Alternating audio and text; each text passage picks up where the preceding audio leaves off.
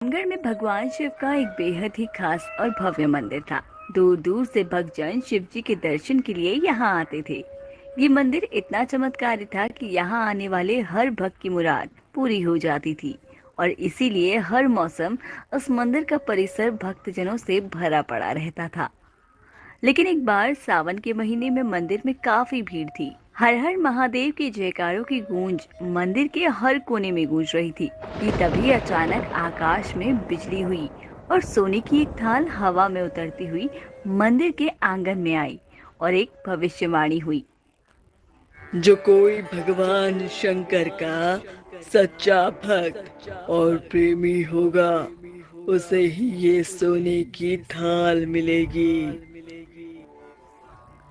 इस भविष्यवाणी को सुन मंदिर में मौजूद सभी लोग हैरान हो गए और उस दिव्य थाल को देखने के लिए इकट्ठा होने लगे। अरे अरे भीड़ मत मचाओ, हटो यहाँ से। जय भोलेनाथ। मुझे पता है कि ये थाल आपने अपने सबसे बड़े भक्त के लिए यहाँ भेजी है और मैं ही आपका सबसे बड़ा भक्त हूँ। मैंने अपना पूरा जीवन आपकी सेवा में अर्पण किया और आज उसी का फल मुझे मिलने जा रहा है। देखिए, मैं प्रतिदिन महादेव का अभिषेक करता हूँ, उनका ध्यान करता हूँ। मैंने बिना महादेव की पूजा किए कभी अन्न ग्रहण नहीं किया। ऐसे में मैं ही भोलेनाथ का सबसे बड़ा भक्त हूँ, इसलिए यह थाल तो केवल मुझे ही मिलना चाहिए। ये कहकर जैसे ही महंत ने उस थाल को अपने हाथों में लिया, वो थाल पीतल की हो गई। अरे ये क्या, ये थाल तो पीतल की हो गई। हाँ देखो तो जरा, कैसे ये सोने का थाल पीतल में बदल गया। मैंने तो सुना था कि मंदिर के महंत कोई कोई दिनों तक मंदिर में महादेव का ध्यान करते हैं। सब दिखावा है दीदी, किसने देखा है इन्हें ध्यान करते हुए। अगर वाकई ये महादेव के सच्चे भक्त होते तो ये थाल सोने का ना रहता। लोगों की ऐसी बात सुनकर महंत बड़े लज्जित हुए। उन्होंने शर्म से उस थाल को उसी स्थान पर रख दिया और वहां से अपने कक्ष में चले गए। महंत के जाते ही एक एक कर वहां मौजूद सभी पंडित खुद को आजमाने लगे और एक एक कर थाल को अपने हाथ में लेने लगे। लेकिन वो थाल किसी के भी हाथ में आकर सोने का न रहता। किसी के हाथ में वो थाल पीतल तो किसी के हाथ में तांबे का हो जाता। कमाल की बात है, इतनी पूजा पाठ के बाद भी हम में से कोई भी महादेव का सच्चा भक्त नहीं है। मुझे लगता है अब गांव वालों को इस थाल को उठाकर देख ही लेना चाहिए, आखिर पता तो चले कि महादेव का सच्चा भक्त है कौन। मंदिर के पंडित आपस में बात कर ही रहे होते हैं कि तभी उस नगर का राजा भी सोने की उस थाल को देखने के लिए मंदिर में आ जाता है। रुकिए, ये थाल महादेव ने सिर्फ मेरे लिए भेजी है। मैंने आज तक महादेव के मंदिर में बड़ी भारी दान दक्षिणा दी है। ऐसे में महादेव का आशीर्वाद ये मेरे लिए है, तो इसे अब मैं ही हाथ लगाऊंगा। इतना कहकर राजा आगे बढ़कर थाल उठाने लगा और जैसे ही राजा ने उस थाल को उठाया तो वो थाल तांबे का हो गया। ये कैसे संभव हो सकता है? मुझे लगा था कि मैं महादेव का सबसे बड़ा भक्त हूँ, लेकिन ये थाल तो तांबे में बदल गई। थाल के तांबे में बदलते ही राजा का सारा घमंड चकनाचूर हो गया और वो भी थाल को अपने स्थान पर रखकर एक तरफ जाकर खड़ा हो गया। राजा के बाद एक से बढ़कर एक दानी महात्मा और भक्त मंदिर में पधारे और हर किसी ने एक एक कर थाल उठाया। लेकिन पहले की तरह ही किसी के हाथ में थाल तांबे का तो किसी के हाथ में लोहे का हो जाता। हे भगवान, हम तो कितनी पूजा पाठ करते हैं, पर हम भी महादेव के सच्चे भक्त नहीं। हाँ दीदी, बताओ तो जरा, मैं तो 16 सोमवार का भी व्रत रखती हूँ, तब भी भगवान खुश नहीं हुए मुझसे। हम तो छोड़ो, इस गांव में लगभग सभी लोगों ने इस थाल को हाथ लगा लिया है, लेकिन किसी एक के हाथ में भी ये थाल सोने का ना रहा। उस थाल को उठाकर सभी को इस बात का एहसास हो जाता है कि उनमें से कोई भी महादेव का सच्चा भक्त नहीं है। उसी गांव में एक रमेश नाम का किसान भी रहता था, जो गरीबी में अपना गुजर बसर करता था। सावन का महीना है और मैं पूजा पाठ भी नहीं कर पाता हूँ। जल्दी से मंदिर हो आता हूँ, कहीं काम में देरी हो गई तो मालिक नाराज हो जाएंगे। रमेश जल्दी जल्दी मंदिर की ओर जाने लगा कि तभी उसे रास्ते में एक बूढ़ा भिखारी मिला।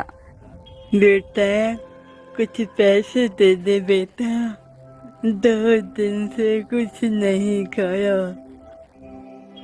बाबा पैसे तो नहीं है मेरे पास, लेकिन ये खाना मैं अपने लिए लाया था, ये तुम खा लो।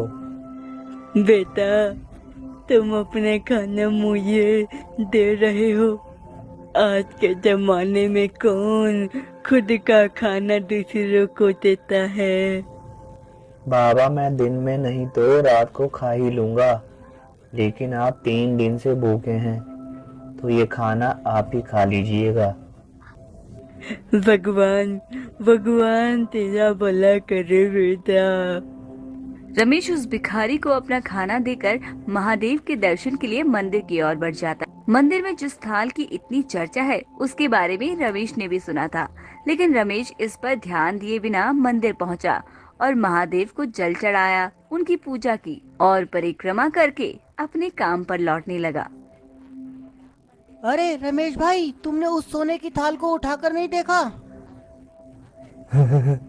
अरे भाई, मैं तो कभी पूजा पाठ भी नहीं करता, महीनों में एक आध बार मंदिर आ पाता हूँ।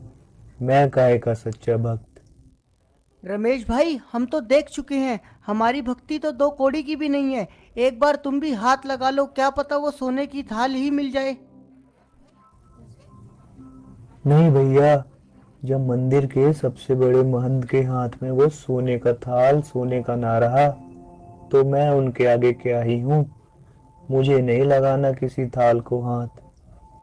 अच्छा ठीक है, सोने की थाल के लिए ना सही, लेकिन उस थाल पर हाथ लगाकर ये तो पता चल ही जाएगा कि तुम्हारी भक्ति में कितनी सच्चाई है। लोगों के बहुत आग्रह करने पर रमेश उस थाल को उठाने के लिए मंदिर में वापस जाता है और जैसे ही रमेश उस थाल को उठाता है तो लोगों के आश्चर्य का ठिकाना नहीं रहता। रमेश के हाथों में सोने का थाल रोशनी से चमचमाने लगता है। देखो वो थाल कैसे चमचमा रहा है। अरे वाह रमेश, तुम ही महादेव के सच्चे भक्त हो, लेकिन तुम तो कभी पूजा पाठ भी नहीं करते और महीने में मैंने तुम्हें एक आध बार भी मंदिर में नहीं देखा। फिर भी तुम्हारी सच्ची भक्ति कैसे? हमें भी बताओ, कैसी भक्ति करते हो तुम जो महादेव तुमसे इतने प्रसन्न है? पंडित जी, आप बिल्कुल ठीक कह रहे हैं। मैं कोई भक्ति नहीं करता, मैं केवल दिन भर खेतों में काम करता हूँ और थोड़ा समय निकालकर जरूरतमंद लोगों की मदद कर देता हूँ। इसके अलावा मैं कोई ऐसा काम नहीं करता जिससे महादेव मुझसे प्रसन्न हो। अच्छा, तो तुम लोगों की मदद क्यों करते हो? सुकून। दूसरों के चेहरे पर मुस्कान देखकर मुझे जो आनंद और खुशी होती है उसे मैं बयां नहीं कर सकता। शायद यही कारण है कि महादेव मुझसे प्रसन्न है। एक गांव में एक हरिया नाम का गरीब किसान अपने परिवार के साथ रहता था। वो दिन रात मेहनत करके किसी तरह अपने परिवार का गुजारा करता था। किसान के परिवार में उसकी पत्नी बिमला और बेटा श्याम उसी के साथ रहते थे। एक दिन किसान ने अपने बेटे श्याम से कहा, बेटा श्याम, तुम्हारी माँ किसी काम से बाहर गई हुई है और मैं भी खेतों में बुआई करने जा रहा हूँ, इसलिए तुम घर पर ही रहना। तुम्हें तो पता है ना कि आजकल गांव में कितनी चोरियां हो रही हैं, ऐसे में घर को छोड़कर कहीं मत जाना। ठीक है पिताजी, मैं कहीं नहीं जाऊंगा, आप निश्चिंत रहिए। कड़ी धूप में हरिया खेतों की तरफ निकल पड़ा और खेत पहुंचते ही उसने गुड़ाई का काम शुरू कर दिया। चमचमाती धूप में हरिया कुदाल से खेतों में गुड़ाई कर ही रहा होता है कि तभी उसे कुदाल से किसी धातु के टकराने की आवाज सुनाई देती है। हरिया जैसे ही मिट्टी हटाकर देखता है तो उसे एक चमचमाता हुआ डब्बा दिखाई देता है। हरिया उस डब्बे को बाहर निकालता है। अरे वाह, लगता है ये डिब्बा बहुत चमचमा रहा है, ऐसा लगता है कोई खजाना होगा इसमें। ये सोचकर हरिया ने जैसे ही डब्बे को खोलकर देखा वो उदास हो गया। ये क्या, ये तो बस एक बेकार सी किताब है। मुझे तो लगा था कि आज कोई भारी खजाना मिल गया है मुझे। मैं अनपढ़ क्या ही करूंगा इस किताब का। इतना कहकर हरिया उस डब्बे को वही खेत के एक कोने में फेंक देता है और फिर से अपने काम पर लग जाता है। थोड़ी देर बाद हरिया का बेटा श्याम भी अपने पिता के पास खाना लेकर आता है। बेटा, आ गया तू? और माँ आ गई थी तेरी घर पर? हाँ पिताजी, माँ तो कब का आ गई थी। चलिए मुंह हाथ धोकर खाना खा लीजिए। हरिया मुंह हाथ धोता है और पेड़ के नीचे खाना खाने के लिए बैठ